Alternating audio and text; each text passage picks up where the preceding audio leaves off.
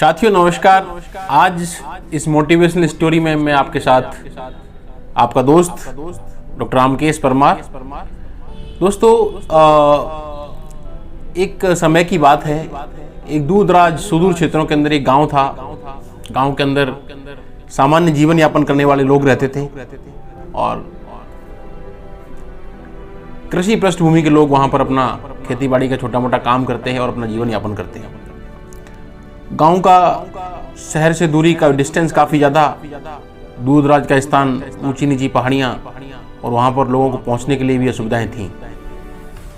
वहाँ का कोई युवा पढ़ना लिखना, नौकरी लगना, बाहर देश जाकर कई क्षेत्रों में नौकरी करना या फिर किसी उद्यमिता की तलाश करना तो एक सपने जैसा ही था।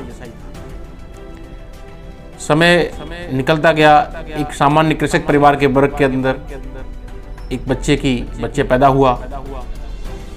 शुरू से ही प्रतिभाशाली बच्चा था। धीरे धीरे अपने पिताजी के साथ खेती में हाथ बढ़ाता और चीज़ों को देखता। ऐसे ही देखते देखते एक दिन उनके गांव के अंदर सरकार की तरफ से आयोजित कार्यक्रमों के अंदर कोई कार्यक्रम आयोजित हो रहा था, जहां उस दूर दराज गाँव के अंदर कुछ अधिकारी वहां पहुंचे। तो वो बच्चा भी उस कार्यक्रम में वहां पहुंचता है और ऑब्जर्व करता है। वहाँ बहुत सारे लोग बैठे हैं। वहाँ आसपास के चिकित्सा अधिकारी महोदय पहुँचे, जिलाधिकारी महोदय पहुँचे, जिला पुलिस अधिकारी महोदय पहुँचे। इस तरह से वहाँ के विधायक और पार्षद महोदय पहुँचे और कुछ क्षेत्र के सम्मानीय लोग भी वहाँ पहुँचे। उस बच्चे के मन में भी कुछ इस तरह की जिज्ञासा और भाव जगा कि वो देखता है कि कैसे कई व्यक्तियों के पास किस तरह से इन छोटे मोटे कामों के लिए, सहयोग के लिए यहाँ भीड़ पड़ी हुई है। वह चीज़ उस बच्चे के दिमाग में घर कर जाती है और बच्चा मन में ठान लेता है कि मुझे भी कुछ इस तरह का करना है। समय चलता रहता है। बच्चा वहाँ जो प्राइमरी विद्यालय था उसमें पढ़ाई स्टार्ट करता है और पढ़ता है।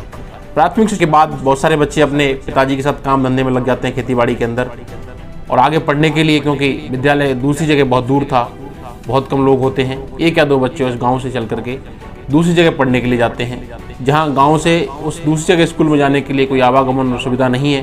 धीरे धीरे पैदल बच्चा वो 4-5 किलोमीटर पैदल जाता है और आता है और पढ़ता है। इस तरह से करके धीरे धीरे बच्चा अपनी वो सेकेंडरी परीक्षा पास करता है और सेकेंडरी परीक्षा के अंदर फर्स्ट डिवीजन प्राप्त करने वाला उस क्षेत्र का वो पहला बच्चा होता है। बच्चे के मन जिज्ञासु और प्रतिभाशाली बच्चा होने के कारण उसकी यही इच्छा नहीं रुकती। एक दिन उसके स्कूल के अंदर कोई कार्यक्रम होता रहता है और कार्यक्रम के अंदर पुनः जिस तरह से प्राथमिक विद्यालय के अंदर कुछ लोग पधारे थे, वहीं उसके सेकेंडरी स्कूल में पधारते हैं और अपने आप को देखता है। कुछ साइंस के विद्यार्थी भी वहाँ आते हैं, कुछ साइंस के लोग भी वहाँ आते हैं। उसके मन में रहता है कि मैं भी कुछ ऐसा करूँ। उसके सेकेंडरी स्कूल के अंदर कुछ प्रोग्राम चल रहे होते हैं, वहाँ वो ऑब्जर्व करता है। इस तरह से गणमान्य लोग वहाँ पधारते हैं और मन में ठान लेता है कि मुझे एक अच्छा चिकित्सक बनना है। चिकित्सक बनने के लिए वह पुनः सीनियर सेकेंडरी परीक्षा के अंदर बायो की सब्जेक्ट लेता है, अच्छी पढ़ाई करता है और पढ़ाई करने के बाद में वो 12th की परीक्षा भी अच्छे अंकों से पास कर जिले में प्रथम स्थान प्राप्त करता है।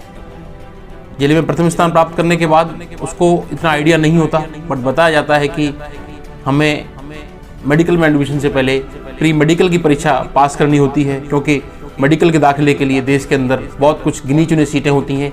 मात्र 1000 विद्यार्थी पूरे देश से इस परीक्षा के अंदर पास होते हैं और वो विद्यार्थी पास होकर के ही देश की कॉलेजों के अंदर MBBS के लिए चयनित होते हैं। आसपास कोचिंग की सुविधाएं नहीं होती। बच्चा कुछ किताबें इकट्ठा करता है, अपने लेवल पर एक साल ड्रॉप लेकर के अपने भारी भरकम और मेहनत से प्रयास करता है और उस प्रयास के बाद बच्चा प्री मेडिकल की परीक्षा देता है और उस परीक्षा के अंदर अच्छे अंकों के साथ सफल होता है और देश के प्रतिष्ठित मेडिकल कॉलेज के अंदर उसका दाखिला हो जाता है। दाखिला पहुंचते पहुंचते वहाँ वो पहुंचता है। 5 साल का MBBS कोर्स उस बच्चे के लिए, हिंदी मीडियम का विद्यार्थी, बड़ा टफ होता है। अपने आप को संभालता है, पूरा कोर्स इंग्लिश में रहता है, पढ़ता है और उस MBBS कॉलेज के अंदर पहुंचने के बाद 5 साल मेहनत के बाद उस कॉलेज के अंदर, देश के प्रतिष्ठित कॉलेज के अंदर, वह हिंदी मीडियम का विद्यार्थी नंबर 1 रैंक लेकर के गोल्ड मेडल के रूप में अपनी MBBS की परीक्षा को पास करता है। पास करने के बाद पुनः वो अपना टारगेट और उच्च शिक्षा के लिए करता है और वो है प्री PG परीक्षा के अंदर भी पुनः सफल होता है और वहाँ भी अच्छी ब्रांच लेकर के, मेडिसिन ब्रांच लेकर के वो सफल होकर के MD और MS बनकर देश का एक बेहतरीन चिकित्सक बनता है। और चिकित्सक बनने के बाद में पूरे प्रदेश के अंदर एक अच्छे चिकित्सक और अपने कौशल और अनुभव के साथ पूरे देश के अंदर लोगों को इलाज के माध्यम से चिकित्सा की सहायता प्रदान करता है और अपने प्रदेश का, देश का और परिवार का नाम रोशन करता है। इस कहानी से हमें शिक्षा ही मिलती है कि जीवन के अंदर संघर्ष और मेहनत और निरंतर प्रयास जो सबसे अधिक जरूरत होती है, वो संघर्ष के साथ रेगुलर प्रयास की जरूरत होती है। कोई भी काम बड़ा नहीं है, अगर हमने ठान लिया है तो वो काम होके रहता है।